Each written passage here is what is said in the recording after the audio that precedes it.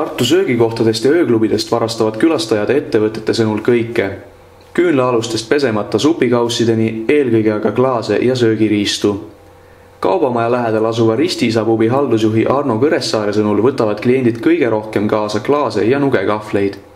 Viimaste varastamine on tema arvamist mööda kindlasti tahtlik, sest need mahuvad kotti. Aga kotti on pandud isegi taldrikuid, mis on eelnevalt piinlikult puhtaks limpsitud või salvrätiga puhastatud.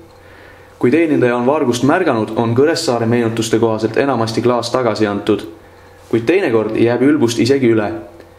Kui külastaja keeldub pubivara tagastamast, siis kutsutakse turvamehed ja agressiivsemate klientide puhul ka politsei.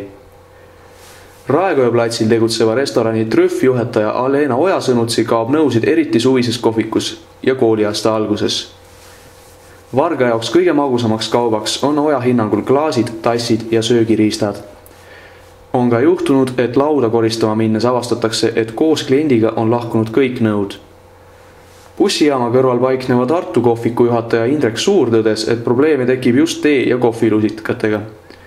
Ju on neid siis lihtsam taskusse pista kui praetaldrikuid. Ööklubi Illusioon turundusjuhi Liis Matjuse sõnade kohaselt kasutab klubi alates mullu aprillist purunematuid süsinikklaase. Esimese 9 kuuga kadus neid 300, tekitades 1200 euro suuruse kahju.